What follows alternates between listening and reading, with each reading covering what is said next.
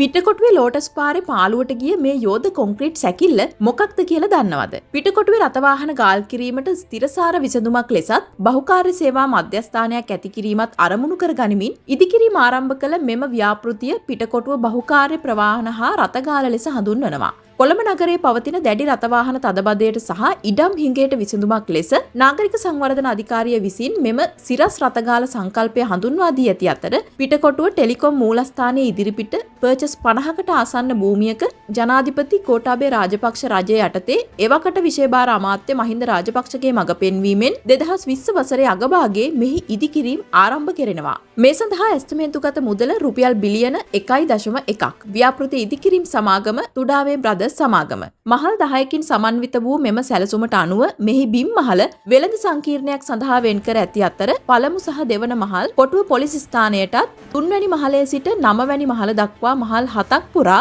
රථවාහන 252ක් ගාල් කිරීමටත් ඉහළම මහල නිවාස 7ක් ඉදිකිරීම සඳහා වෙන් කර තිබෙනවා. වසර 4ක් වැනි කෙටි කාලයකින් අවසන් කර ජනතා අයිතියට පත් කිරීම එවකට රජයේ අපේක්ෂාව වුවත් ආසන්න වශයෙන් 2022 වසරේ පමණ ඉදිකිරීම අඩාල වූ මෙහි අද අපට දකින්න ඇත්තේ මහල් 4ක බාගෙට නිම වූ කොන්ක්‍රීට් සැකිල්ලක් පමණයි. පිටකොටුව කියන්නේ දිනකට දහස් සංඛ්‍යාත වාහන ප්‍රමාණයක් සහ ලක්ෂ සංඛ්‍යාත ජනතාවක් ගැවසෙන ශ්‍රී ලංකාවේ කාර්ය බහුලම කලාපය. මෙම ප්‍රදේශයේ පවතින දැඩි රථවාහන තදබදයට සහ අවිධිමත් රථවාහන ගාල් කිරීමට තිරසාර විසඳුමක් ලබා දීමට නාගරික සංවර්ධන අධිකාරිය විසින් මීට වසර කිහිපයකට පෙර සැලසුම් කළ මෙම අතිවිශාල ව්‍යාපෘතිය කොළඹ නගර සැලසුම්කරණයේ නව පරිච්ඡේදයක් ලෙස ආරම්භ වුණා. එනම් මෙම බහුමහල් රථගාල ව්‍යාපෘතිය ආරම්භයේ 2013 වසර දක්වා දිව යන්නක් බව වාර්තා වනවා. එවකට පැවති මහින්ද රාජපක්ෂ රජය යටතේ කොළඹ නගර සංවර්ධනය කිරීමේ මහා සැලසුමේ එක් අංගයක් ලෙස මෙම ව්‍යාපෘතිය ප්‍රථම වරට සැලසුම් කර තිබෙනවා.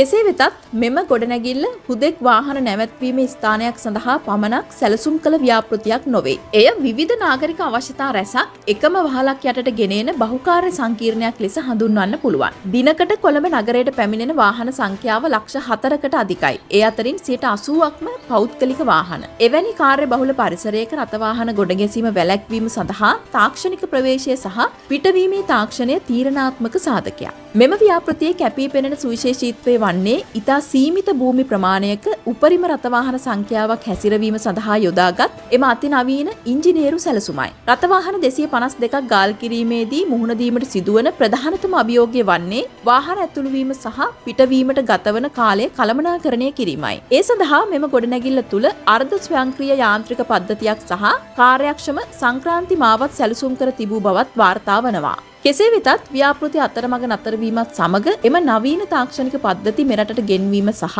ස්ථාපනය කිරීමද අඩාල වී ඇති බවයි වාර්තා වන්නේ. එමෙන්ම වාහන ගමනාගමනය සඳහා වෙන් කර ඇති මාවත් පද්ධතිය සැලසුම් කර ඇත්තේ වාහන දෙකකට එකිනෙකාට බාධාවකින් තොරව ගමන් කළ හැකිවන පරිදි සහ අවම හැරවුම් වට ප්‍රමාණයකින් උපරිම උසක් ආවරණය වන පරිදි.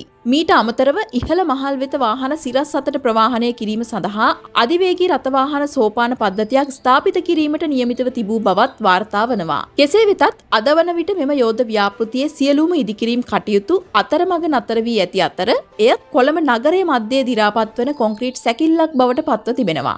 මෙහි ඉදිකිරීම් නිම කර තිබුණේ නම් අප පිටකොටුවේ අධික රථවාහන තදබදය හමුවේ රස්තියාදු වන විනාඩි 30ක 40ක කාලය විනාඩි 5කට සීමා වෙන්න තිබුණා. එමෙන්ම වාහන පාරායිනේ අනාරක්ෂිතව දමා යනවා වෙනුවට අති නවීන පහසුකම් සහිත ගොඩනැගිල්ලක ආරක්ෂිතව නවතා තබන්නට ඉඩ ලැබෙන්න තිබුණා. අවාසනාවකට තිබෙන්නේ මෙවැනි අති නවීන තාක්ෂණික සිහිනයක නටමුන් ගොඩනැගිල්ලක්. රට තුළ ඇති වූ දරුණු ආර්ථික අර්බුදය සහ ආයෝජන අවහිර වීම මෙම බිඳ වැටීමට ප්‍රධානම හේතුන් වූවා සේම මෙම ව්‍යාපෘතිය රාජ්‍ය පෞද්ගලික හවුල්කාරීත්වයක් යටතේ ආරම්භ කළද මෙහි ඉදිකිරීම් කිවිසුම රටේ පැවති දැඩි ආර්ථික අභියෝගයන්ට ඔරොත්තු නොදෙන තරමට අසාර්ථක වීමත් ගැටලුකාරී තත්ත්වයක්. මෙකී සියලු අභියෝග හමුවේ මෙම ගොඩනැගිල්ලත් රිෂ් ඩෙස්ටිනි ග්‍රෑන්ඩ් හයාට් ගොඩනැගිලි මෙන් කොළඹ නගරයේ මැද නිහඬවම වැළපෙන අපදේකීය සංවර්ධනයේ සංකේතයක් බවට පත්වීම කනගාටුවට කරුණක්.